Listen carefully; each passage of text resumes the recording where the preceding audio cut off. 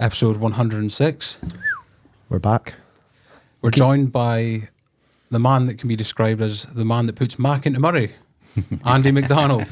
Finally, man, back in November, we reached out, or we just put a list out, and you were just saying that you were tagged by someone, and then we kind of got to speaking. I did mention a minute ago, first of all, I'm really sorry that I was like April 10th, and you were like, that's ages away. And I was like, then I've actually seen from your Facebook profile that you were back in the local area. That's it. Well, it's because you're from Lossy, that's why I'm doing it. Well, that's the thing, the return to the back, man, back to the hometown. But primarily, we're obviously going to talk about MacMoray tonight and stuff like that, obviously. But I want to kind of start off with this story, mate, because from reading about you, looking you up and that, and researching, it's clear to me that you've had a lot of success over the last couple of years, but also been faced with some real heavy adversity as well. But there was one story that I actually became aware of who you were, probably before the festivals, actually. I think this was like 3-4 years ago. Do you know Nate Mansfield, also known as Nate Dogg?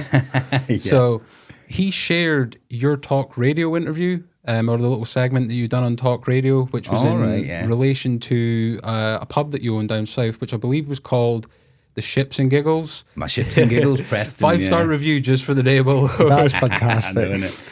But you were on there because, you know, for lack of a better term, the government at the time of the pandemic and the tier system shifting had basically shafted you, right? It was coming up to Christmas, and they were like, yeah, see, business, that's not going to be a thing this year. But months after that interview I watched, I seen a BBC documentary on the pandemic, which you were in. Yeah. So I don't want to over elaborate on this, but I just want to ask the kind of question and the story behind 1p chicken wings and chips. Well, this sounds fucking fascinating. Yeah. We do say this. Well, the pandemic was horrible, wasn't it? Yeah. And the rules kept changing, and it was starting to really piss me off. Really do my head. And, you know, 1 minute you're open, closed, this, that, and all this. And yeah, I didn't like it. I didn't like it one little bit. And then I remember they turned round and they said that bars are now going to have to close after all this training and all this and trying to abide by all the rules. Now the bars are closing, but restaurants can stay open. And I think it was going to be like on the Friday. I was like, well, and I was a bar. I thought, well, let's turn Ships and Giggles into a restaurant. Let's keep open. So we started doing free food, free chicken wings and chips, in order for people to come in and obviously drink. That was the real reason, just to stay open. So everyone would come in and you'd be given, you know, chicken wings and chips whether you liked it or not. You'd be given it so you could come in and blah, blah, blah. And that started circulating and getting, you know, around a lot. Now, I only did it to kind of, I didn't want to close, you know, financially. My head was all over the place. I was panicking and there was all that. So blah, blah, blah, blah, blah. And then, it started getting really popular and loads of people started coming down more and more and more like, oh my God, what have we done here? And obviously I was going through loads of chicken and loads of chips. And then we got a phone call from the council just saying that you can't do what you're doing, giving away free food. I was like, what are you talking about? You can't give away free food. So that really annoyed me. And so because they said that, I thought, right, fair enough. And they threatened that they closed me down. And I was furious. So the next day we did a big announcement that we're charging a penny instead. And then when we did that, it just kind of went boom. So yeah, and then like in the documentary, you say like people were like sending like equipment and money over and that because they were hearing about it like worldwide, which is like bananas. Really, you know, right? It feels like donkeys ago. Trying to remember, oh, it was nuts. Feels like it was decades ago. But yeah, it started taking off, and then all of a sudden, you had everyone coming down. Everyone that was, you know, financially suffering. They were bringing their families in because it was penny food. There was no catches either. It wasn't like, oh, you've got to spend a certain amount of drinks. People come in, like, you can have a bottle of water. You know, a glass of water. You can have a free glass of water if you want and eat your food. And yeah, we just started getting all these big queues, and we started having, we were packed. You know, still doing the whole 2 meters and all that. But yeah, we were really busy. But people really liked what we were doing. And then people started sending donations. It's like, what the hell? And we started getting cards from South Africa, I think New Zealand. People just, it was the weird. We got a phone call from someone from New Zealand. Going, good day, mate. So, you all right? Because we love what you're doing. And I can't do the accents. So yeah, it was nuts. And then, so the more money that came in, we just got to buy more chicken wings and chips, and we kept going. And we went through about 16,000 meals. It was mental. I was cooking. Had you ever been involved in like restaurants or hospitality in that kind of sense before, or was it just... Not really. I was just blagging it. But we started off with two deep fat fryers, then we got donated more, and see, about 2 weeks later, we had 8 going on the go, flying out. And then the bars did close down, like, ah, damn it. And but because momentum and, you know, adrenaline and the fact I was pleasing all these people, I was like, whoa, we got to keep going. So next, I grabbed... you know, like a Just Eat, but local Just Eat, and I grabbed volunteers. Next, we're delivering for free with no catches, no service charge, no nothing. So we were charging a penny. And then, we went through, I think we did 14,000 deliveries in the weekend. We had just had all these pizza boxes full of chicken wings and chips, just cooking. Delivery drives, volunteers coming in and driving them, and it was chaos. Like, it got that bad that people were waiting, expecting their food, in an hour, and it was like a week late. So it was really bad. That is a proper power to the people type of story, that, right? Because a lot of the food was going to people that maybe, like you said, were financially suffering through the pandemic at the time, or were maybe vulnerable to COVID and all that type of stuff. And I think that kind of story, from what I've read about you, mate, kind of epitomises your character, that through kind of strenuous times and strain that's faced your way, you always kind of go through and manage to find like a positive kind of outcome for it. Because I remember on that documentary, you said that was like one of the worst times of your life because like the financial situation, like you were like, I had no money, but at the same time it was like one of the happiest times just as I was so busy doing stuff and helping people out. I got sent, donated thousands of pounds. I could have easily done a run, or at least taken it back. I didn't. I put it all back in. But we started doing a thing where you had to fill out a form now for the free chicken wings and give you a reason. And I promised to people it was just me reading it, which it was. So I'd be reading and thinking, right, they deserve wings, and because I got that overwhelmed. Someone applied, and I went on the postcode to send them. It was a nice story because they send their stories in. Someone, there was like a family of 5, and they were stuck, with the COVID, and they've got no money and all this. So I put their postcode in and thought, it's a bit weird. They were 6 hours away. So I was like, so I had to message him going, guys, you're 6 hours away. I don't think I can deliver that far. He's like, we're so sorry. We thought you were closer. So what I did was, I've never told anyone this before. I went online and looked where they lived, found that they had an Iceland near them. So I did a little shop, spent 60 quid. And then I said, you'll be in tomorrow, no doubt. Obviously, nowhere to go, innit? So next day they had a knock on the door and had all this food. And 60 quid is good, when you're buying bread, awesome. Drinks, small meals. So I sent that, and I was like, we teared my own eye because I felt proper good about it. So, that was a mental time, wasn't it? Sounds like it, mate. But it feels like decades ago because there's always some sort of drama or some sort of thing that I'm getting my teeth stuck into, and I can't help it. Was this even before the idea of kind of MacMoray had came about, or was that something that was maybe in the kind of looking down the road? So my team in the council were well aware of MacMoray because we were going to do it and then announce it. And just before we announced it, the pandemic hit. So we postponed it and said nothing. Said nothing to anyone. So, It's, Siva, what you're talking there about the chicken wings and 14,000 deliveries. And we obviously know about the madness of trying to organise them. Are you a person that thrives in chaos, Andy? I probably, but I would never admit it. I think I do. Yeah, I do. I remember my accountant on the phone. He was like, "What the fuck are you doing?" I was like, "What?" And he goes, "You're not a charity." He goes, "I know I'm not a charity." He goes, "What are you doing?" I goes, "I don't know. It's escalating, isn't it?" Fuck. And he was like, and they started grilling me. And he goes, "Andy," and I remember this was early stages as well. And I was like, "What?" And he was like, so all this, he goes, "You could get investigated, you're not a charity, you're not this, you're not that." And I was like, "Well, I'm fucking panicking, innit?" And I'm just keep going. He was like, and at the end he was like, "You're $2,500 down in your own money." And I was like, "Well, then ain't nobody's doing me for fucking scamming, are they? I'm fucking losing money on it." Because it was just nuts, it was just chaotic. But yeah, I think drama follows me. But what's mad is I always try and do that kind of peaceful kind of life. I think. Fuck knows. I don't know. But yeah, but I try and live in tranquil. Nah, I don't know. I don't have a clue. A magnet for it at the end. Yeah. I welcome drama. Yeah. I don't back down. If I feel like my gut is telling me that I'm in the right, I'll fight any cause or anyone. I don't care. If I think I'm in the right. If I'm in the wrong, then, back off quietly and never talk about it again.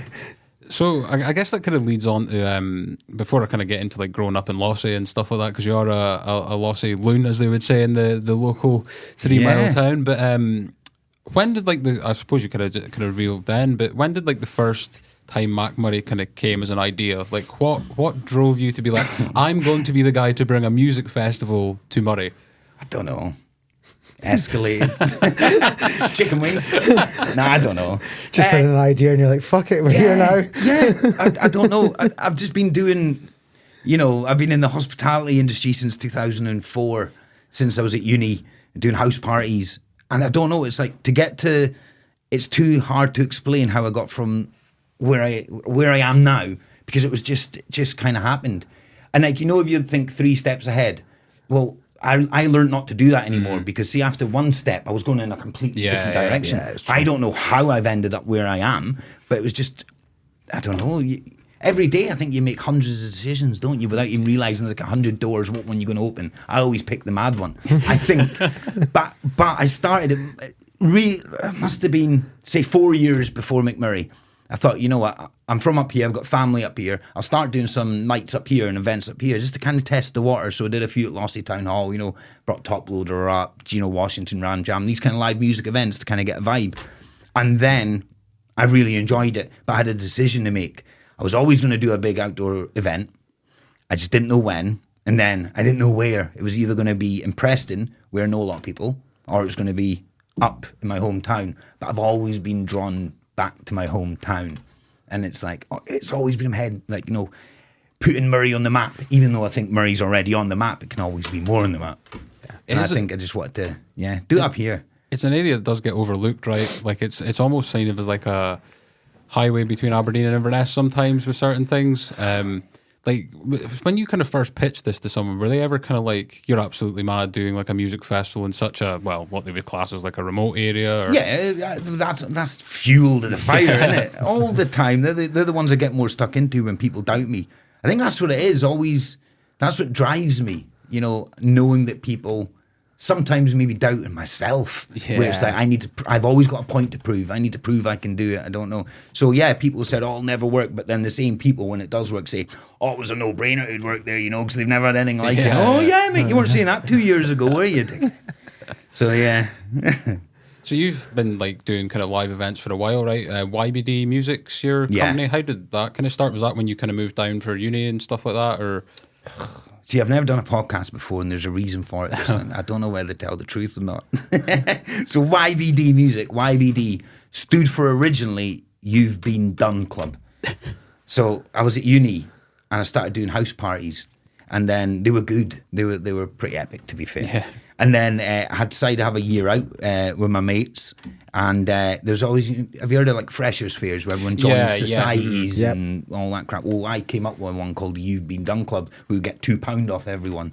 And the idea was take those £2 and £2 per person, they sign a thing saying they've officially been done. So like, we can't have man. You just taking our money. I was like, well, you find out. And what we said back then is we took their email address. They're not, was it phone numbers? No, we didn't bother with that. We took their email addresses. And what we said was all the £2 would go into a drink kitty for house parties, and you get an email with an address of where the house party is. And then that just escalated. Next thing, our house parties were absolutely banging. They were like American Pie. Nothing on our house parties. And then I decided a year later to take it to town and approach really quiet bars and say, look, I have a network here of like these party animals at uni, and I want to start putting events on. And then I started doing nights at quiet bars and making them really, really, really busy. And then I just had a knack for it. With a lot of drama on the way, but yeah, that's how I started. And then You've Been Done didn't really sound good. And that was my first interaction with the police and licensing, where they were like, You've Been Done Club, that's irresponsible. And I was like, your best deal, YBD, your best deal. And then it kind of like evolved away from this kind of irresponsibility to business. So I'm a businessman. Yeah. You literally turn a pleasure into a business. It's fucking fantastic. I know. well, what was it like growing up in Lossy before? Like, because that seems like the complete polar opposite of what it is kind of here. It's kind of more of a remote place. Obviously, there's connections with Elgin and so on. What was your kind of? Because I know you went from Lossy to Northern Ireland. It was first, and then to Lancashire in the end when you went to university and that. Yeah. Well, so I say I'm a Lossy loon. I went to Lossy High, and I only actually lived in Lossy 3 years, because I lived between Lossy and Hopeman, so I was a country boy. Right, okay. So I went to Hopeman Primary, then Lossy High, then my mum and dad separated, and she met someone obviously from Northern Ireland that took us over to Northern Ireland. Did 2 years there in high school, a couple of years in college, and then just got out, off to England. So and then studied management and sport. Oh, really? Sounded easy, and I was sporty. So So how did that? Obviously, you went into kind of YBD, but how did that kind of eventually get to like hospitality in terms of the pubs and stuff like that? I don't know. I was like, I wanted to be a professional athlete. Okay, but looking back, I was never dedicated enough. But like, I'd go through spells. Like, I've got an addictive personality. I'll go absolutely nuts at something, then I'm bored, and then I'll do something else. And I was massive in Highland Games, and then decathlon, and then I get little injuries. And when I got injuries, I didn't do the right things. I'd instead go out and drink and party, and obviously then all of a sudden I'm making money from it. But I was an athlete. I think I was one of the best Highland Games athletes. I still hold the Scottish high jump record. My Scottish long jump record got beat a couple of years ago. That annoyed me. I've won a British 800. I've won quite a lot in the flex field. So I'm an athlete. Oh. You've had some life, mate, honestly. We're only like 15 minutes in. It's absolutely insane. What I was going to ask was kind of... I've lost my train of thought. I've done you there. I'm a wee bit blown aback by all that. Well, have you noticed how dirty my nails are? Look, I've got into gardening lately. Honestly, I'd say I've probably planted about 150 shrubs, trees and plants in the last 3 weeks. I've gone nuts. I've got proper into it. Proper into my topsoil and my compound. I was been freezing as well. Awful. Frozen ground, just digging holes. But I've got really, really into my gardening. I see myself as a bit of a landscaper now. So basically there's going to be a Chelsea flower show in Murray next year. Yeah, maybe. Oh, yeah. Light bulb moment right there. Are you a person who went to a lot of music festivals and things yourself, Andy? No. Nah. That surprises me a bit. Same. Yeah. Yeah, it's just, no, it's not really been my thing. I went to Download, but mainly because my mate is a big festival goer and he asked me to go and I went, and I think that was 2015, 14, 13, something like that. That's the only festival I've ever been to. That's insane. I know. It's insane because there's so much comparisons. I went to Belladrum for many years and things like that, and there's so much comparisons of how well run MacMoray is to Belgium. I just thought you'd maybe taken inspiration from different festivals, but you've never been. No, but it's if I'm speaking brutally honest, any time I thought of a festival, I would think of drugs, and I think of congregations of young people off their tits. Yeah. That's how I see it, and I don't like it, and it puts me off, and I can't stand there living in a fucking stupid world where I come down the next day. It's just not me. So. And I never, that thought never left me. So when I did my festival, it was like, I want everyone to know that this is like family fun. Yeah. There's no drugs associated, none of this, none of that. That's why I always put me off festivals. And I never went to a family festival because I don't have kids. Aye. So why would I? Creepy. But it's a good point because the most famous ones in Scotland, at least I can remember, was Tea in the Park, which was obviously like the epicenter of what we were just talking about there. Yeah. I think it's Transmit now, which is basically the same thing, but they've just removed. I think it was an osprey's nest they had to move it for, which is the most random way that a festival gets cancelled of all time. What's the logistics that go into making a music festival bit of MacMoray? Like I can't. Where do you start? I don't know, but you know what? It's like.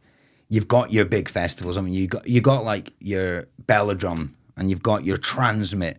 But the thing is, and like I'm like the thorn in their arses. Yeah. Like I am because I'm MacMoray and we're making noise. Like Murray's making noise and it's getting it's getting a lot of attention and we're doing well and we are. And but these venues, it's like did you know Transmit? Like they own they own loads of stuff. They own like Ticketmaster and Live Nation, and and then Belladrum, that's owned by Kilimanjaro, who's got loads of festivals and their hands in loads of other pies. So these are these big corporations. So, you know, Belladrum Tarrant Festival, yeah, it's great for the Scottish people, but you know, it'd be a bit better if it was owned by someone Scottish. That's what I see it as. Yeah, 100% agree. And then you've got your Transmit, which is again the biggest festival in Scotland, which is great and stuff, but it's, I don't know, it's just these corporations. And my problem is I probably get obsessed with what everyone says on Facebook. I read every single comment and try my best. I've seen the MacMoray page of the admin, and some of the responses are gold. Some of it I can't help myself. I'm like, step aside, team, I got this. But yeah, some of them do my head in. But I listen to everyone, and you know what does my head in the most? When people say they want Lewis Capaldi. They want Lewis Capaldi. Well, Lewis won't do it, humble Lewis, will he? Because he's got exclusivities to the big boys. Yeah. So these big corporation companies kind of book up a lot of the big names, and you can't touch them. Yeah. So that bothers me, because I'm not at that level where I can compete. Mm-hmm. But I'm starting to, because every year I get a bit better and a bit bigger and more recognition, and the bigger and better my festivals get, the more attention I'm going to get. And I've worked already with high profile artists, but more and more and more want to work with me. And it's going to, pee a lot of people off, the competition. But, there's a lot of artists that just won't come near me because they've said not to. It's like, oh, come on. It's like, I'll play you at that game then. You've had some big artists. So, like, I've written down some of the artists you've had. You've had Cascada, Bay City Rollers, Five, Bewitched, Venga Boys, Alice DJ. But in this year to come, you've got Blue, Bass Hunter, DJ Summer, Peter Andre, for fuck's sakes, Ken. That's a mad name. The Jacksons. Yeah. That's like one of the biggest bands of all time. Yeah. Aqua, Bonnie Tyler, and Cascada coming back again. Like, it's no offense to anyone, but it's not shitty bands. It's fucking big acts. It's fun. Yeah. It's fun bands. Yeah. Yeah. No, I'm kind of honoured to have good relationships with the agents and the people, and yeah, I'm happy with it. A lot of nostalgic bands as well, which I think you got to mix it up though, innit? Everyone appreciates that. Yeah, a lot of people as well. What I like to do is sometimes you won't know who the band is, but you'll definitely know the songs. And you'll definitely be able to sing along to or have fun. And we try and do it so we please as many people as possible. So there's something for Grunda, something for the kids, something for the mum and the dad. Everyone has something that they can enjoy. But yeah, I'm overwhelmed that I'm now working with these artists. Yep. And it wasn't easy. It doesn't happen overnight. This is going back to 2009, 2010, where I couldn't get a local band to perform for me, let alone big bands. But it's hard to explain in just a podcast. But see that each step, there's been a million steps from working with my very first band to where I am now. It doesn't happen overnight. It's hard. Nah, you got some serious ups and downs. I suppose we can kind of parallel with you with the podcast. We've got 15,000 people watching daily. It's not, but we've went from podcasts with our mates to slowly building up, and you've built a business out of this, and now we produce other podcasts, and it's the steps that you make, and then you look back at your start and you think, fuck, that's a bit mad how we've got from there to here. Look, this room is intimidating as fuck with those two lights just shining at me and all. Yeah, no, and the equipment too. Wow. Yeah, fancy. Yeah, I'm proud of the equipment. I don't give myself a pat on the back often, but I do. But one thing that I've noticed about the lineups, especially the last two at least, is the amount of local bands that are on there as well, which I think is obviously a great thing, because it's an exposure that they're not going to get elsewhere, isn't it? With the because one of the things that surprised me is that only 25% of the tickets have been sold in the local area. Sometimes there's people travelling up from all over the country. Yeah, it's kind of nuts. Yeah, it's odd. I think it was last year 33 to 35% were Murray. Everyone else from outside. But from an economy point of view, that's fantastic. Yeah. Everyone's travelling up. So yeah, it's a good mix. Hotels are booked out and things like that in Elgin. Oh yeah. I've got quite a lot of hotels asking me the dates before I announce them so they can put the prices up, and it's like, I've given a few the wrong dates for a laugh. But so this year's a bit of a unique one, right? Because you have the, I guess, the established one now in the Easter, but you're also bringing the summer one, which is titled Bigger and Better, is it? I did have it there, I've just lost it. It's a bit of an insult to MacMoray Easter, that, isn't it? Bigger and better. Better? What? I'd argue that Jackson's are probably bigger than anyone there. Yeah, the summer one's legendary, but see, the obvious questions people will say is, well, why are they not on the Easter one? Well, I wanted them on the Easter one over the time, but these are bands that just didn't tick. Like, I didn't tick enough boxes with MacMoray Easter for them to consider it. And a lot of it... It's probably the same people asking why Michael's not there. Yeah. You know. Don't even... I know. Yeah, I've blacklisted a few people and sent them the refunds. But no, like, we needed... A lot of these bands like Jackson's, they wouldn't have entertained us at 10,000 capacity, which is our capacity of the Easter. There's a lot of little things you got to tick. And to be honest, my biggest... I don't know how much I should say, but that summer event was going to be somewhere else. I had a few options where I wanted to take it. And then, I spoke to a few people as well locally, and it was like, oh, do we keep it in Murray? And it was like, I'm pulled back into Murray, and I was like, oh, I've got to. And it's a special. It's a one-off. Yeah. And everyone needs to know it's a one-off. There's no surprises there. Like, oh, it was fantastic. We're bringing back Nick. We're not. It's a one-off. See that putting something like that on. Just like people don't see how difficult it is, like the behind the scenes. It's stressful as hell. It's not just a stage and a couple of amps. No. Oh, the health and safety and ticking all those boxes. Wow. I can imagine. Even just booking the land out, I suppose, as well, from the council, right? Imagine that there's got to be negotiations there, back and forth in terms of how dates work and all that. And no, the council are pretty organised in black and white that this is what you're paying. All right. Yeah. And obviously you pay for, damages, which is you pay for completely policing fine. and things like that. Yeah. So we agree with the police. Like, we've came a long way with the council from day one. Like, the amount I've learned, we've all kind of like grown together and established genuinely good relationships. And we all sit down, like yesterday, we were at a tabletop exercise for like emergency planning and that, running through different scenarios of what if this happens. A lot of people don't know these kind of things go on. A lot of time and effort from the Police Scotland and council go into these events. It's ridiculous. Yeah. Like, they put in a lot of effort. And we're in a good place with them right now. A really good place with them right now. So, I think they appreciate what we're doing. Well, they do appreciate it. But, it wasn't easy getting up today. I don't even remember what the question is. I'm just blowing some smoke up the council's arse just so I look good. In case they're watching. Oh, yeah, the police. Then we'll sit down with the police and we'll discuss. And, yeah, we pay. We pay, I suppose you keep money. it easy for the police if they know where all the teenagers and everything are. But it's a festival that's obviously expanded over the years, right? Because I think the first one was at 5,000 capacity, maybe 7 in 2022. Do your research, man. 7,500 was the first one with one day, yeah.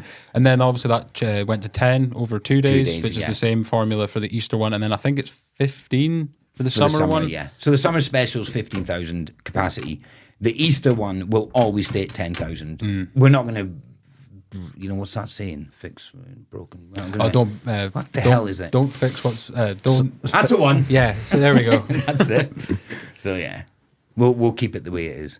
So I take it that summer one's just over a day, right? Is it a weekend as well, or a weekend? Is it a weekend? Oh, swear to God, mate. 15. You don't even care about the festivals. Why am I here?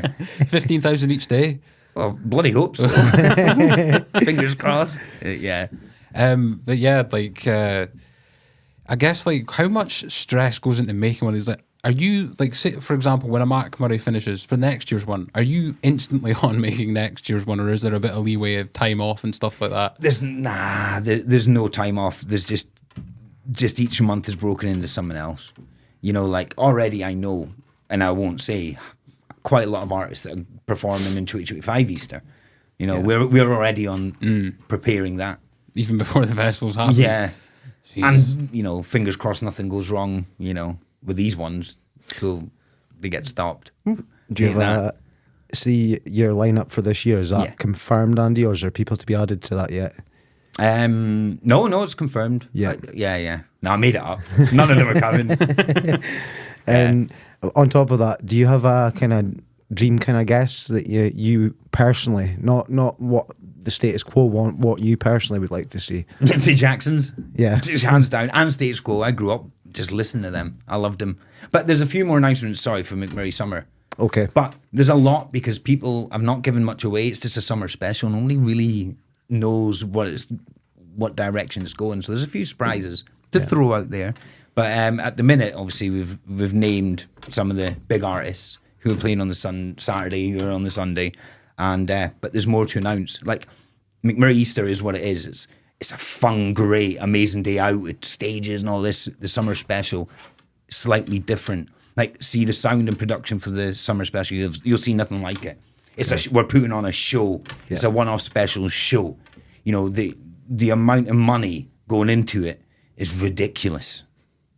Like, ridiculous. I can't even buy myself a new jacket. There's holes in my jacket. It's all gone in. Disgusting. Where's the appreciation? We appreciate you, mate. We appreciate You didn't even know how many days it was, our capacities. Brilliant. What kind of feedback are you getting from these acts? Because I've heard like a lot of them are like, we want to be on next year by the time that they've played. Is it something that kind of surprises them that they maybe come in thinking, oh, this will just be, you know, like a remote venue or whatever, and then they see the amount of people that come in like... Aye, MacMoray, it's odd. You know, sometimes, like, I've been in the game long enough to know when I've worked with an artist saying, oh yeah, it was a great show, blah, blah, blah. And sometimes think you're just generically saying that like you do every time you play. When they say about MacMoray, they mean it. There's something, it's weird, it's just something magical about MacMoray. Yeah. And I can't put my finger on it myself, but it's just like a magical event. It's not like a normal festival. If someone tries to copy it somewhere else, it's not going to be MacMoray. It's weird, like from the people to the artists to just the vibes there. Like, you know, sometimes if it's raining, you're walking down the street and you just feel a bit like miserable. And it's because it's raining, but you don't realise that. Well, it's the opposite with MacMoray. For some reason, you're just buzzing and having a great day out, but you don't know why. You're just in such a happy, great, excited mood. And everyone is. It's weird. Apart from the pisshead, you know, that gets drunk and tries to cause trouble. We only had one last year. One drunk guy that got grabbed and... 10,000 people, that's a pretty supreme record. Yeah. Like, yeah, it's just a great crowd, isn't it? Yeah. So yeah, I'm really looking forward to this year. And I suppose as well, like the uniqueness of it is, like you mentioned earlier, it covers such a wide demographic, right? Usually every festival has like download that's, you know, heavy metal and stuff like that, transmits, you know, I guess. Shite. Yeah, well, you said it, not me. But like this is obviously, because it's a family thing, it covers such a, you know, wide variation of age groups and stuff like that. Like, what other things are like in place in terms of entertainment to kind of cater to all that? That's a good question, because see, my head, it never stops thinking. And I always think, well, what happens if someone doesn't like this? What happens if someone doesn't like that? And I think, well, what happens if someone doesn't like music? What can I do for them? This year as well, now there's proper, I call them MacMorayans. I'll never take off. But MacMorayans are like, they've been to every MacMoray and they're coming again and they're going to come again and again. And they're seeing every year it change, as in just get bigger. It's like it's planting a flower, you know, like a seed, and watching, see, gardening, landscaping. I'm proper into my gardening. I'm referring to flowers. But that's what MacMoray's like. It's a flower. And every year it's just getting bigger and bigger and bigger and like bloomier. And by bigger, it's not like, oh, it's going to be more people. No, just the event is just more exciting every year. Like this year, compared to last year, when people walk through, they're going to be shocked again. Like what we did, it's quite weird how quick it grows. But this year, we've got loads of little surprises lined up. But everything grows, so the entertainment is more of it. Like fun fairs, like the first year, I wouldn't dare put, you know, any type of fun fairy thingy on. Well, this year, you know, you're going to be in for a right shock. You can go for the day out and hate music and still have a good day. But that's kind of what's never left my head. Well, I keep thinking, what can I do for people that don't like music, even though everybody likes music? But yeah. It's not just that, there's food as well. There's drinks there, you know, there's different stalls, there's loads. There's loads, but you know what we've done this year is, which I think is quite big. A lot of people do this for political reasons and all that crap, but I think it is a really good thing. But all our food vendors are from Moray. So this year, every food vendor that's there, from ice cream to burgers to whatever, it's all from Murray vendors. So that's a nice little touch. It is. So yeah, we agreed with a few of the guys like Graham and Claire White, the Whites Catering. That I sat down with them. We came to a great agreement, and they were like, "Let's keep it local." And I agreed. I thought, why not? Let's keep it local. So yeah, all the food and all. That's a good one, isn't it? Pat on the back for Andy. Quite right, lad. What a Samaritan. So, how many people are involved? I mean, it sounds like a bit of a rhetorical question, but how many people are involved in like the creation of this? Is there like a Just one. is there like I guess like a head table? Like, is there a team that kind of assign different roles and all that type of stuff? Or Yeah, my team's actually massive. I just take all the credit. Do you know what I mean? I'm bad like that. I do none of the work. The I do face for the nothing. papers. Yeah.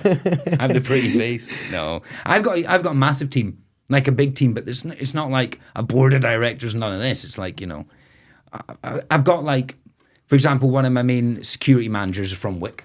My event manager is from Wales. My host is from Preston. I've got professionals from all over that come together.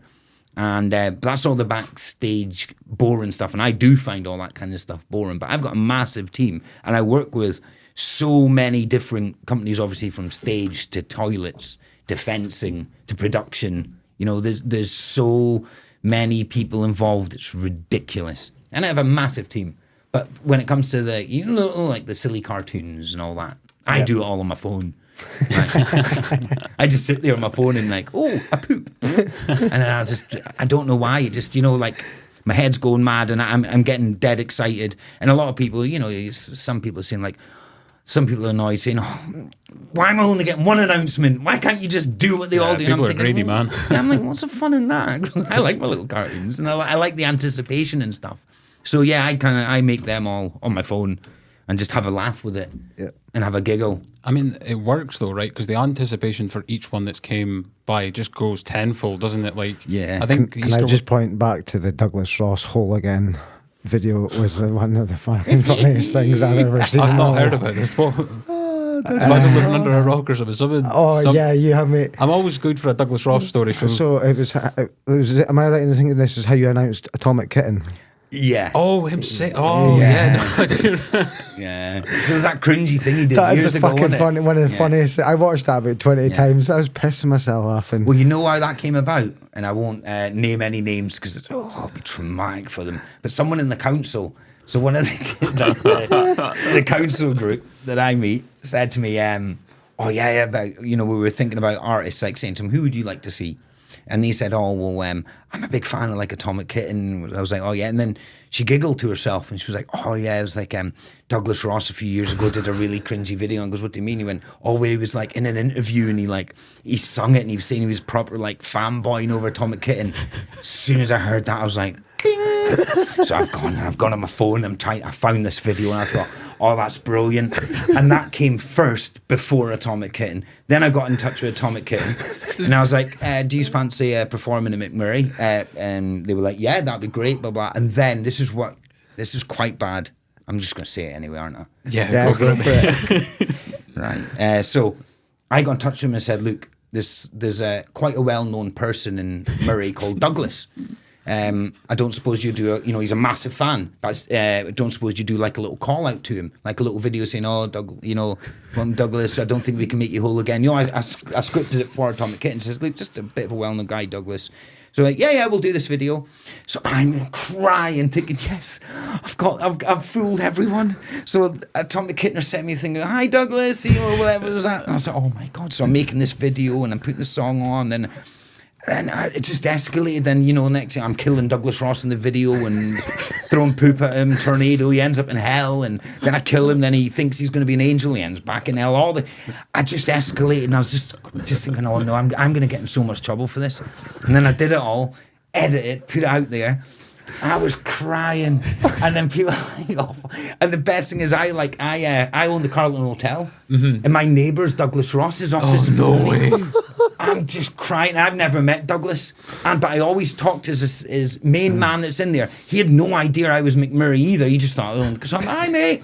So I'm all like, everything just fell perfectly in the place. And then I put it out there, and then Atomic Kitten, holy fuck. They went mental at me. And their agent in LA rung up like, oh my God, what do you think you're doing? We're not in politics. And I was like, and they were like, you never told us it was Douglas Ross. And I goes, whoa, I told you it was Douglas. Someone well-known in Murray, which he is. You didn't ask what Douglas. It just happened to be an MP. They were fuming. They went, we don't want to do it anymore. I was like, oh no. So, I was like, sorry, everyone. Atomic Kitten can no longer do it. Oh, that caused me shit. Douglas Ross still hasn't reached out. And you know when he put on his thing saying about, oh yeah, good for Murray and all this? I went on, I searched obviously the ticket data. He didn't buy a ticket. Furious. He didn't even buy one. And he's not been to a MacMoray. Don't winds me up. So yeah, he was good. He turned the narrative around, you know, from being ripped to kind of saying like, this is great. Yeah, like, oh no, I wanted you to be like proper angry at me. No, he took it. It was all in good humour, all light-hearted. I love it. Would have loved to have a fly on the wall to see his actual reaction. I know, same. I would like to see it too. But yeah, he's never reached out. But it all, you know, the last bit of the like jigsaw, whatever you want to call it, that brought it all together, which made it, you know, that little bit sweeter for me was when I first did my first and second ever event up here in Lossy. And he was MP for Lossy and all that. Yeah, right? yeah. I reached out to him and just says, you know, Lost Town Hall, you know, we're bringing big artists. If you want to come down, you know, show your support. It's good for Murray. Sold out and cut loud, blah, blah, blah. Wrote him a really nice message on Facebook and he read it. Again, didn't reply though, did he? I was fuming. So I was like, all right. Man, so then so it pissed me off. So you can imagine when I'm making this video, spinning him around in his linesman suit in a tornado and how much joy it brought me.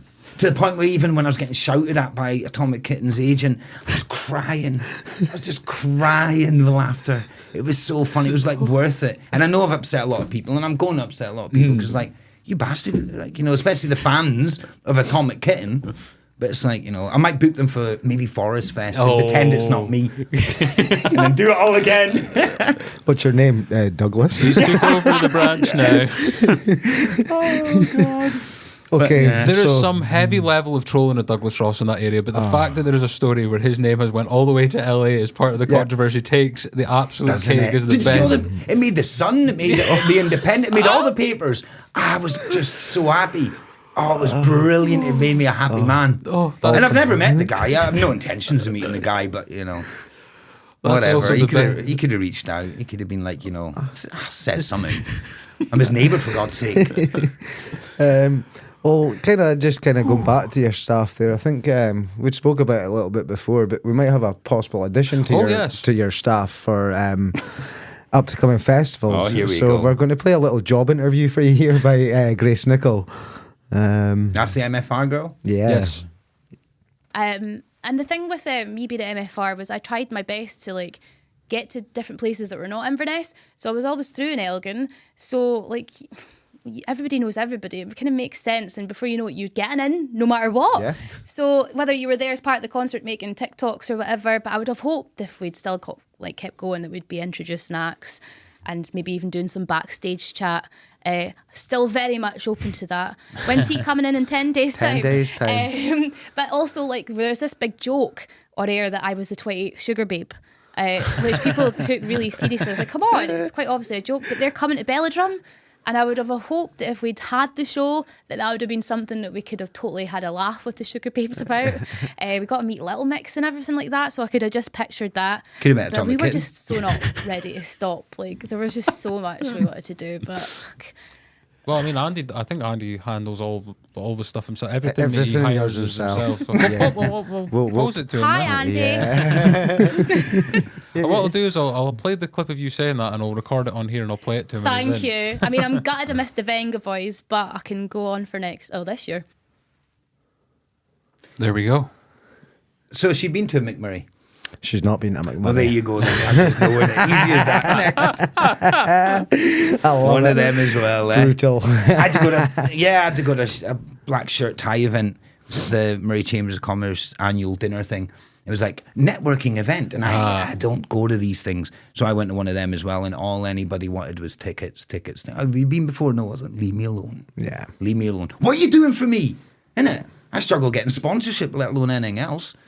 You know, it's like, Same here. I don't ask. It's weird. Anyone listening who wants to sponsor our podcast, give us a shout. Is that just like common now though? Like people now that the success of the events happened, or just more and more people being like, "Can we get this act? Can I get this ticket? Can we?" You know, just asking more and more of you, basically. I don't know, to be honest. I think I'm just being dramatic. Not really. No, people. Nah, not really. But here, I'm speechless. What do I say back there? You don't have to say anything. No, but it's I think she was possibly even offering Dan and Grace as a pair by the sounds of that. Yeah, but we have to do a game. I'd be happy to do a game with them. Yeah. You know, like something fun. Yeah. And then if they win, they can do some announcements and stuff. But you know, That sounds good. I've got to do something. good. I've got a benefit, so Yeah. I have to have a giggle. Absolutely. So we need to do something fun. The challenge You know. is there, Grace. Yeah, the challenge is bring me back on here, bring her back on here, and we'll arm wrestle or something. Yes, quality. She wins, she can do it. I'm sure there's something funny we can do in there. I don't mind. We'll have a laugh. So what's the days like for you? Because obviously you're going about and like, you know, you've got a lot of duties to do as well as enjoying the, you know, the festival yourself. Is it a good kind of time to let the hair down after just months upon months of straining and stress and making sure everything's organised? Or Do you mean like during the festival or any? yeah. As in when it's on? Oh, it's weird. You try and enjoy it, but it's so impossible because you'll be talking to someone, but your mind's not there. It's like every emotion is going off in my head. You know, I'm like, the adrenaline's mental, but then it's like, is something going to go wrong? What's going to go wrong? And just everything hits me at once. So I'm there, but I'm not really there. And it's just weird. And my time's spread really thinly. But it's weird. I'm constantly on call in my head for the next problem. And last year there was a massive one, and it was my fault. It was the bar, you know, like the Wi-Fi. I didn't have any. Like all my card machines went off 4G. Not a problem first year, none at all. All of a sudden this year it was just lagging, and then it went completely off during the Cascada. So I'm running around thinking, oh my God, I'm an idiot. And I put too much faith in 4G. Why? I don't know. Maybe if I'd been to more festivals, I'd realise that was a bad idea. But then I ended up fucking down on my hands and knees begging these food vendors if I could have the Wi-Fi, and then it took me a while, but then I was able to get a spare satellite from them, link up to the Wi-Fi, get all my card readers back on, and boom, we were good to go. But that was a big problem. So I'm always on high alert for a big problem. And it means you can't enjoy it, and it's really annoying. Yeah. And even sometimes you stood there and you're listening and you're trying to enjoy it and you can't. Or you're backstage, like I remember the Rednecks. So they're from different countries, and you know Cotton Eye Joe. Yeah. So I go and I meet them, like, right, guys, settled in. And they all like, oh, we've got to give you a gift. So I'm there waiting, and they had chocolate from each, they're from a different country, each of them. So they have chocolate from each country. Like, oh, taste the chocolate and all this, and like someone's from Switzerland, so they gave me a Toblerone bit, and so I'm like having to eat it, and I wasn't hungry. My nerves were getting the better. So I'm there eating Toblerone and having to rate chocolate, but the whole time I'm doing this, I'm like, come on, Rednecks, for fuck's sake, you got me in the back here eating chocolates when I've got to go and do some work. And it's like, I know what Toblerone is. And he goes, do you like our chocolate? And he goes, I've had Toblerone before, mate. Come on. Jesus Christ. I love Toblerone. But it's just little things like, you know, people wanting your attention when you can't really give it and you're not really there in your mind. The fucking mad thing is, you know, he's bought that Toblerone on the way in the duty free when he's arrived at Glasgow Airport. Aye, exactly, innit? And you know what I thought the entire time as well? I goes, why are they trying to butter me up? Why are they doing nice and doing all this, giving me all this chocolate? I knew there was a hidden reason. I knew there was a reason for that. And then obviously when they're on stage, the guy's climbing up the bloody stage, getting customers on stage, and goes, I knew that's what they were doing. They were going to pull something out the bag. Yeah. They were just trying to butter me up first. But I was already on it. Well, I wasn't. But yeah. Is this just exceeded your expectations? Like, did you have an idea of an expectation for this when you first started, or is it just a thing that you live in the moment like the rest? I don't know. I don't know. I'm constantly ready, on high alert to fail. You know, but that's what keeps me going. And I'll never succeed enough. Like, I won't. I guess that the threat of failure pushes the Oh, success. 100%. And one thing I've listened to in my own little theory is there's only 3 people to listen to, ever. And that's your stomach, your head, in your heart. That's it. Nobody else matters, because the amount of people that give you advice that are inexperienced, or maybe didn't take the risks themselves, or don't have the courage, or have an easy life, or even an happy life, they're all irrelevant unless you ask them specifically a question for their opinion. That's a different story. If not, you don't listen to nobody, because why? You just got to listen to yourself, and you know, sometimes in your head, your stomach's telling you, don't do that. Don't. But when your stomach's like, fuck it, just go for it. And like, I've done it. Like, I put everything on the line all the time. I could fail. Like, I have been rich when people thought I was skint, and I have been skint as hell and people thought I was loaded. You know, I'm up and down. Like, yeah. But I put everything on the line all the time, and I don't care what's the worst that can happen. You know, there's more to life than money, success. I don't know. I don't know what I'm chasing, but I'll always keep going, innit?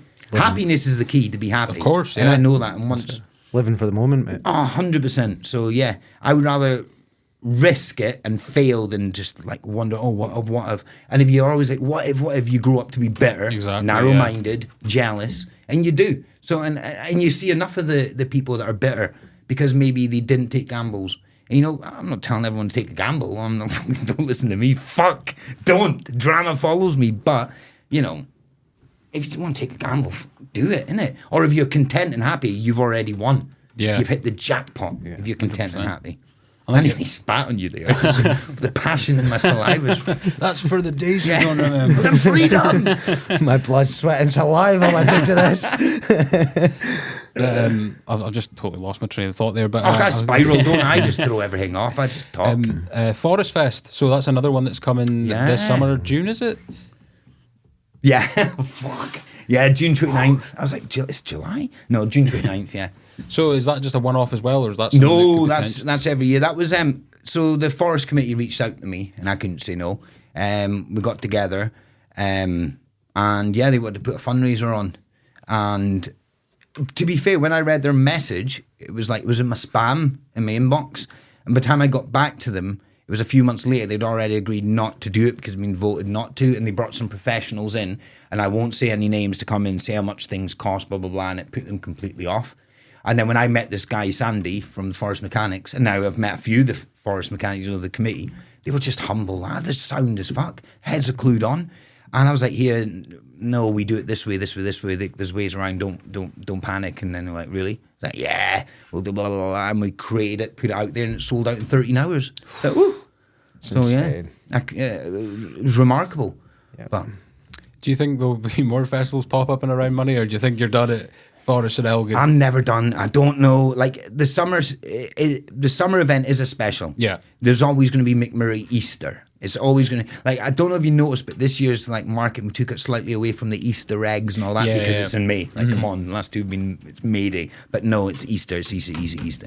So we're going to stick with that. But we've also got the Forest Fest, which is going to be annual. I'll always have little events floating around and tours and stuff that we'll continue doing in Murray, like in Lossy Town Hall, Forest Town Hall. But there's also like, you know, like the pipe band championships and stuff. So that's not cheap either. And I know it used to be in Forest, and I know they'd had it in Aberdeen, and they do it in Glasgow and all this. And you put in bids. So I don't care. I'll just say it how it is. So you put in like big bids, and you have to sell it to the big royal, you know, like pipe bands committee agency, blah blah blah blah blah. Try and get it. So I'm trying to get the piping championships into Murray. And that's, you know, I'll find out soon, but, you know, but these little things, see, behind the scenes, they're not cheap, and everything's a risk. Yeah. And it's like, you've got to bid, and I'm trying to do that. So it's like, I've definitely done enough music for 2024 coming up, but this is slightly different, and it'll be the same demographic, but then also not. So some families might go to the music festival, some might go to a piping championship, if I can get it. But it'd be nothing better than getting like the British piping championships to Murray. It's just another little tick box. So I'm trying to do that for this year. So that would be another announcement. It's like, the council will be like, Andy, go away. But we think of the economy. The economy comes first. Oh, yeah, hear the vibrate.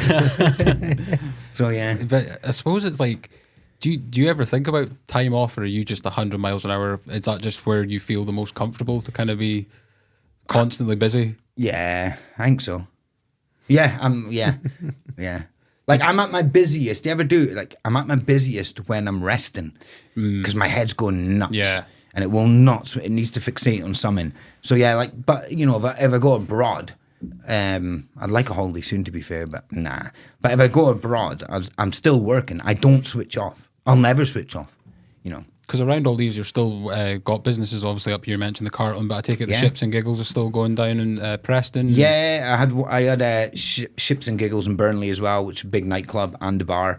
But since COVID and all this, you know, I've not been back, and that's now gone on the market. Yeah. It's like I'll never go back there. Because I mean, a lot of the kind of things that the government were trying to implement at the time were not very favourable towards hospitality. Like you know, we know the obvious things, but It's only favourable towards the fucking government. yeah, well, same old, I suppose, isn't it?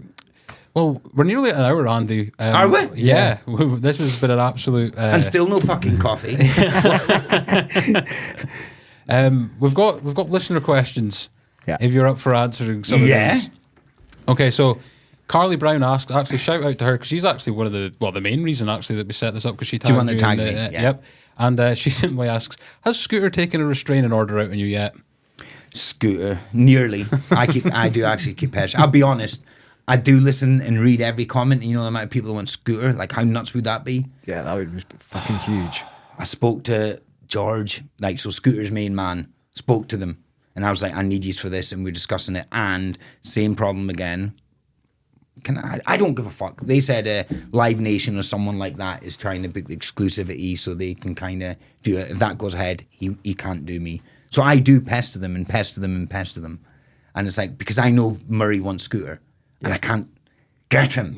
I'm not there yet. And it's really annoying and it's frustrating. So yeah, it's peed me off. Do you see those as like challenges to overcome, that type of thing? All the time, yeah. Big time. I tell them, like, I told Scooters a lot, like, look, I'm the next Live Nation. I blag it. Like, come on, please. I am Clubland. Yeah. So, like, I try all the because you don't understand Murray. The people will go nuts for Scooter, please. Right, yeah. One day, like, I will get him. You know, like, people don't need to keep telling me that about, get Scooter. No shit. I know I need to get Scooter. I want to get Scooter. Imagine, Murray, are you ready? Yeah. Oh, my God. It'd be nuts. But no, I cannot get him yet. But I suppose that keeps you going, right? To keep it going, right? To have these challenges in front of you, right? So, Jamie Curry asks, could we potentially see the Snuts on a future MacMoray lineup? Yeah. Yeah, awesome band. So Craig Howard asks, will there be opportunities for local acts to play the Forest Festival and the Summer MacMoray? If so, he's about to plug himself here. Cask the band would love to take part and tear Murray a new one. Ooh, nice. I think they're from Keith, possibly. Have they? Yeah. Well, you know, if they go on MacMoray.com, there is a band inquiry form you can fill out. Awesome. Now, that goes to Graham, who's been doing it for me. He's in charge of the local artists. So he gets a budget, unlimited tickets, all that kind of stuff. And he has to sort that side out, or my head would fall off. So, but for this year, we're done. Like, unfortunately, with Forest Fest, you know, it's one stage. It's only one day. There's no room. Like, we've got three local artists and 3 big artists. So yeah, and obviously the local one day could be big. That's what you're doing, isn't it? Yeah. But that's who we've got. We've got 3 from the local region, 3 from outside, and we can't fit any more on, which is a shame. But yeah, as for the summer, I can't rule it. I can't say no. I can't say too much about it because I've got a few surprises up my sleeve. But Like that. Yeah. Because when is the next announcement? I think is it May potentially or something that you were teasing? Right, so my next announcement is mid-February we're doing Forest Fest. Back to Forest Fest again. I don't even notice, but see on your Forest Fest and MacMorays and all, they always come in big waves and then disappear for ages because it's like, oh, these festivals, how are they doing 4 posts a day? Yeah. I have no fucking idea. Yeah. So I'm like, oh, I'm bored after one. Like, so we do it in waves and we hit it hard. But mid-February, we're going to do some more Forest Fest announcements and collect everyone's payments because everyone's paid deposits. They don't need to pay the full ones. If there's any tickets left over or people don't follow through, they'll go on sale the 1st of March. And then Friday, 10th of May is when we're announcing the next summer acts after MacMoray Easter's out the way. Awesome. So, yeah. Is it? I suppose as well, like with local acts, could like people that maybe don't know, for example, photographers get in touch, like freelancers and stuff like that. Yeah. Awesome. Okay, so the last listener question. We might veto this one, right? Because it is. What does veto mean? Take it out. Yeah, we can cut, Do you we want- can cut things out of this if we want. Like, Do you want to hear it? Because it is a bit left field. You Go mean- on. Okay, Paul Jameson asks, what is your views on Scottish independence? I am not embarrassed to say that Scotland should be owned by Scotland. Yeah, Let me make absolutely. that perfectly clear. Good. Yeah. And I lived in England for 18 years, and my best friends, you know, my first true love, you know, English. Love him as a neighbour. But Scotland should be owned by Scotland. Doesn't take rocket science. And, you know, I'll argue the case to Kingdom Come. I don't care. And don't hate me and, like, you know, because of my views. I don't care. I do care. You know, I want Scotland to be independent, but that doesn't mean my festivals are independent. Yeah. You know, MacMoray's for everyone. And we know there's big RAF bases. That's a massive pool for me. Yeah, And I have 100%. nothing against, you know, English people or anyone else. I just think Scotland, you know, I think Robert the Bruce and, you know, he'd be turning in his grave right now and William Wallace would be saying, what the fuck did I get hung and drawn and quartered for? Yeah. Let's be serious. Yeah. So, yeah, no, I think Scotland should be independent. PJ will absolutely love that answer. Yeah. The silent love clansman, that. as he's known. Yep. Look, mate, thank you so much for your time. We know you're a busy guy, so taking an hour out to come to our humble Oh, abode. fucking right, man. Lossy through and through. Yeah, innit? man. Yeah, Why the it's a hell place. not? It's a place. I'm looking forward. Anytime. Looking forward to the Lossy Woods Festival that's coming next year. Hey, and listen, if you just want to do something together, Yeah. you know, we can. You know, I'll invite you down. You Oh, want to that'd do be- anything at MacMoray or Forest Fest? Set this up down there. I'll throw you in the Jacksons. That'd be awesome. You know, we can do any of that. But honestly, mate, like I think what you're doing for the area is like. Yeah, It's proper important as well as obviously with you being successful and stuff. It's like Well, it's I always benefiting say it everything back. around you. I I've never appreciate it. thought of anyone bigger to come to the area. Can you think of anyone bigger locally that's came to the area than the acts you've brought? I can't. Like, I thought you were talking about me. I No, was like, no. what? Have you Like, ever you've thought got- of anyone bigger than I Andy had this MacDonald discussion- coming to the area? I was like, mate, I'm only a fucking... What are you talking about? Aye, those artists. Yeah, I had a discussion with somebody and they says you're probably looking at like the Beatles and they were here before they were big, and Yeah. Pink Floyd, they were here before they were big. Yeah. So since then, and that was the 60s and 70s, you've brought Yeah. the biggest acts to the local area. See, I think like one thing I always regretted leaving, but I had no choice when I was a kid. I was heartbroken to leave Murray. Do you know what I mean? But sometimes I always say to myself, like, maybe it was a good thing that I left because the silver lining is I went away. I experienced some craziness and I brought that and what I've learned back to Murray. Like, I love Murray. And Murray needs to be more on the map. Like, Yeah. we're the, like, whiskey county of the world. Yeah. But why are we not bigger than we are? And I think it's a bit like my own philosophy of my life, but it's like Murray, no matter how big Murray gets, it can always be bigger Yeah. and bigger and bigger. And, you know, I don't want to just fill it full of festivals. I want to, I'm proud of Murray. I'm proud to be from here. Murray's class. The beaches, the people, the towns. Fucking brilliant. Yeah, I agree. Lossy. Yeah. Lossy should be the number one bloody town in the UK. It is a genuine hidden gem. But, you know, that's why I'm looking at other things. My door's always open for mad ideas. And it's like, when it was brought to my attention about these piping championships, I thought, fuck, I need that. So I will peck the heads, you know, like I do Scooter and other artists, except the difference is Live Nation and all that can't tie them down. Mm-hmm. Do you know what I mean? And eventually, hopefully, these artists that are getting tied down by other people be getting tied down by Murray. Yeah. You know, that's the aim. And then, I mean, that would be amazing because, like, well, I mean, I mentioned remote earlier. It's not a remote area. Like when they say remote, it makes it sound like Orkney. You know, all due respect to Orkney, Aye. but like it's just a bit more like disconnected. But there's obviously public transit and people. You know, it's everyone's like 2 minutes away from everyone, really, isn't Yeah. it? You know, and it is a huge constituency as well. Do you know what I Murray mean? is class, and it's got the big Aberdeen and the Inverness just enough out the way, Yeah. so we're kind of It's his own place. it's its own little place, and it's got its own. Like, bloody hell, we can't get Scottish independent. Let's try and get Moray its own country, and it's got its own climate. The First Minister of Moray, Andy MacDonald. I'll get behind it. I'm behind that. I'm behind that. But no, I'm a big fan of Moray. I love Moray, and I just feel better than I'm up here. And you're a great advocate for it, mate. You are? You're a great advocate for it. Oh, thank you very much. That was a big word. It's just something that kind of comes back to me from people who move away from Moray. Is it always in the back of the head to kind of go back? I think so, yeah. Yeah. It has to be in it. Mm-hmm. What do you think it is that draws you home? Well, is it everything you've just said, or is there something kind of deeper than that? About what? Like everything you just said, the people, the scenery, the lifestyle and things like that. Is that what draws you back, or is it something 100%. else? Just Moray. It's where I'm from. And I'm proud to be from here. Same. You know, I've never been settled anywhere that, you know, I've lived ever been settled. But my aim was always up here. Like just as I graduated, like, right, I'll have 1 year before I move back. But I said that every year. And I knew it was easy when it became that this was the biggest gamble, was to move up here. I needed bigger reasons to justify it to myself. And it was like MacMoray, a massive outdoor festival. And honestly, it was like, I could have done it in Preston, and I knew it would be a hit in Preston. 100% it had been a hit. Big part for it, and I loved it. And I know so many people down there, and it's a great place to live. It was. I had a lot of fun there.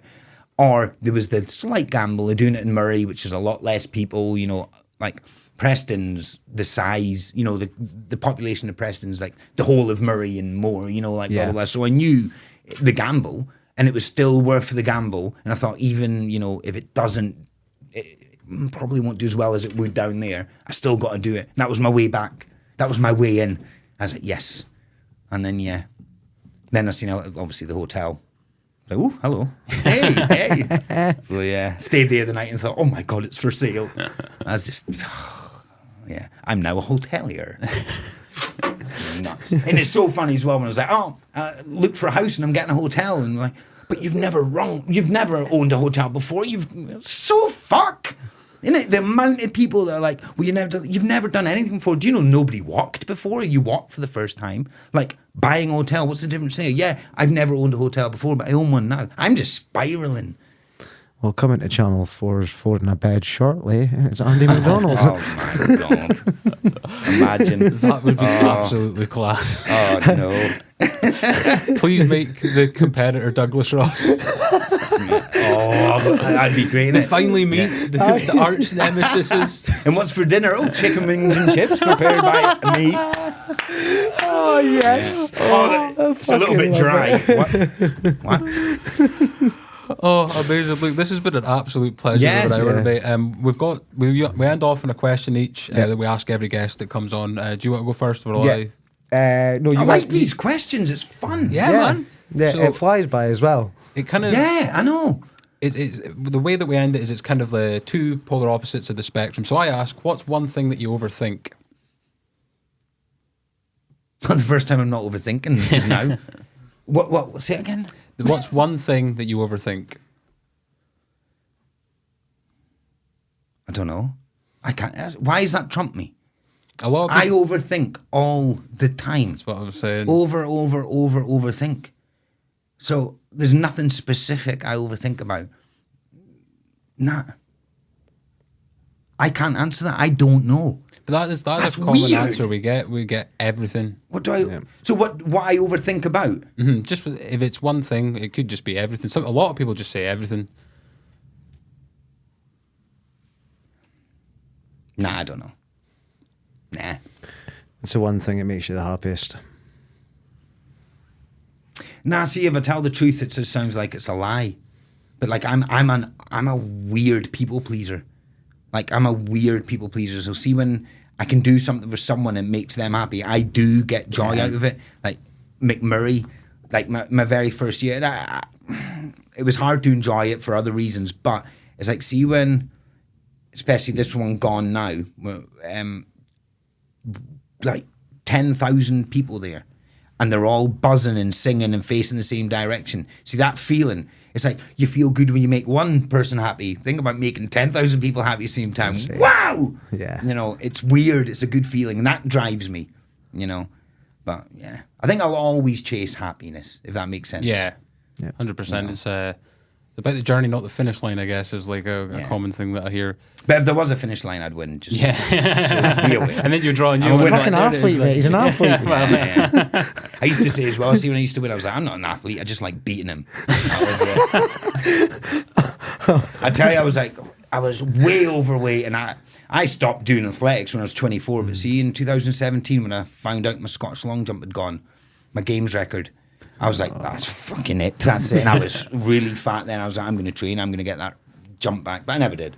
I got over it pretty quickly. Stay tuned. No, I didn't. I'm still not over it. I think I'm 39 years old. Can I do it? Maybe. Just turn up to MacMoray. There's a massive sand pit. You're like, what the fuck's going on in here? Wait, this is a bit of weird entertainment this year. Oh, brilliant. Oh, awesome, mate. Corporate stuff before we go. Are you on? Yeah, corporate I'll go duties? for corporate. Yeah, go for it, mate.